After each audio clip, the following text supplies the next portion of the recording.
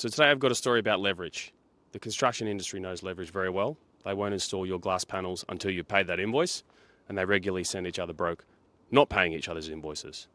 This is a agency-related story, happened a couple of years back, and an agency client of mine had done great work for a brand.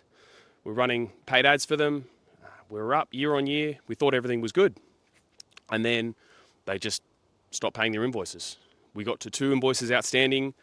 We were halfway through the 3rd month and we had to pull the plug and stop work and say, hey, what's going on here?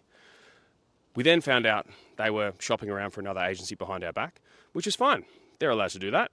We were only on a short-term contract with them, but they hadn't paid our invoices and we'd done all the work.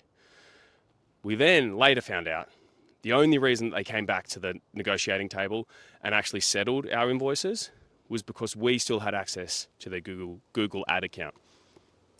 Was because we had still were the main access point for their Google ad account. So the new agency couldn't get in to do a quote or scope because we were the ones controlling the login. And that was our leverage that got those 2 invoices paid. Now I know it's a bit dodgy in agency land about clients owning their ad account and the access. This was a few years ago before that debate had popped up. And honestly, we weren't holding it ransom. It literally was just lucky that we were the ones controlling it. Of course, it gave us leverage in that negotiating position. So I guess the lesson is there. How do you keep leverage in your business? How do you manage some risk, manage some downside risk?